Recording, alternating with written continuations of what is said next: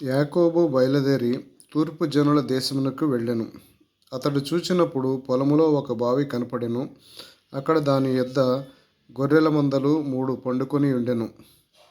కాపరులు మందలకు ఆ బావి నీళ్లు పెట్టుదురు.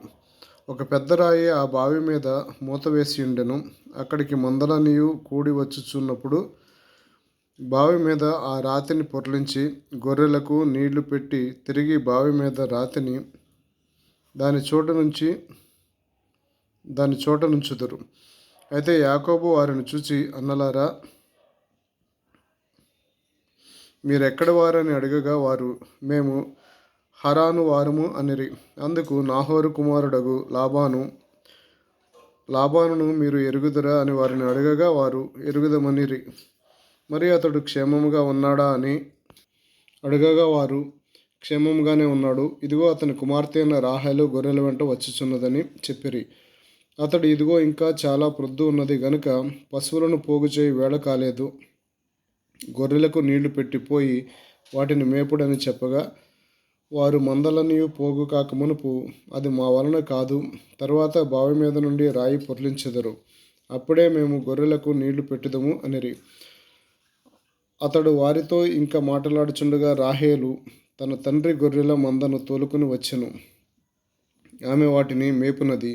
యాకోబు తన తల్లి సహోదరుడైన లాబాను కుమార్తెయగు రాహేలును తన తండ్రి సహోదరుడగు లాబాను గొర్రెలను చూచినప్పుడు అతడు దగ్గరికి వెళ్ళి బావి మీద నుండి రాతిని పొర్లించి తన తల్లి సహోదరుడగు లాబాను గొర్రెలకు నీళ్లు పెట్టెను.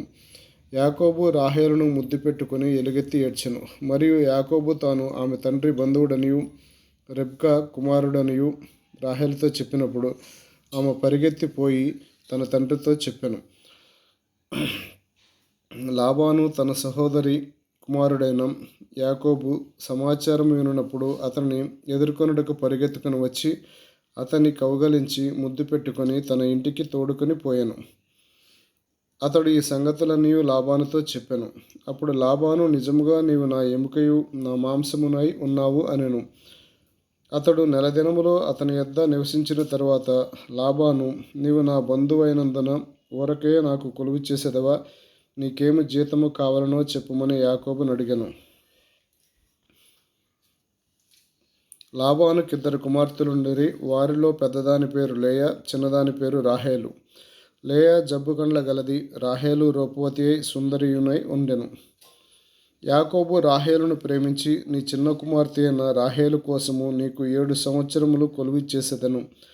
అందుకు లాబాను, ఆమెను అన్యునికిచ్చుట కంటే నీకిచ్చుట మేలు, నా యొద్ద ఉండమని చెప్పగా యాకోబు రాహేలు కోసము 7 సంవత్సరములు కొలువు చేసెను. అయినను అతడు ఆమెను ప్రేమించుట వలన అవి అతనికి కొద్ది దినములుగా తోచెను. తరువాత యాకోబు, నా దినములు సంపూర్ణమైనవి గనుక నేను నా భార్య యొద్దకు పోవునట్లు ఆమెను నాకిమ్మని లాబాను అడగగా లాబాను ఆ స్థలములో ఉన్న మనుష్యులందరినీ పోగు చేసి విందు చేయించి రాత్రివేళ తన కుమార్తె అయిన లేయాను అతని యొద్దకు తీసుకొని పోగా యాకోబు ఆమెను కూడెను. మరియు లాబాను తన దాసి అయిన జిల్పాను తన కుమార్తె అయిన లేయాకు దాసిగా ఇచ్చెను. ఉదయముందు ఆమెను లేయాను ఎరిగి అతడు లాబానుతో, నీవు నాకు చేసిన పని ఏమిటి? రాహేలు కోసమే గదా నీకు కొలువు చేసితిని, ఎందుకు నన్ను మోసపుచ్చితివి అనెను. అందుకు లాబాను, పెద్దదాని కంటే ముందుగా చిన్నదానినిచ్చుట మా దేశ మర్యాద కాదు. ఈమె యొక్క వారము సంపూర్ణము చేయుము. నీవిక 7 సంవత్సరములు నాకు కొలువు చేసిన యెడల అందుకై ఆమెను కూడా నీకిచ్చేదమని చెప్పగా యాకోబు అలాగు చేసి ఆమె వారము సంపూర్తి అయిన తరువాత అతడు తన కుమార్తె అయిన రాహేలును అతనికి భార్యగా ఇచ్చెను. మరియు లాబాను తన దాసియగు బిల్హాను తన కుమార్తె అయిన రాహేలుకు దాసిగా ఇచ్చెను. యాకోబు రాహేలును కూడెను. మరియు అతడు లేయా కంటే రాహేలును బహుగా ప్రేమించి అతనికి మరి 7 ఏండ్లు కొలువు చేసెను.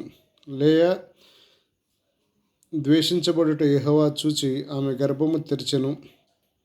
రాహేలు గొడ్రాలై ఉండెను.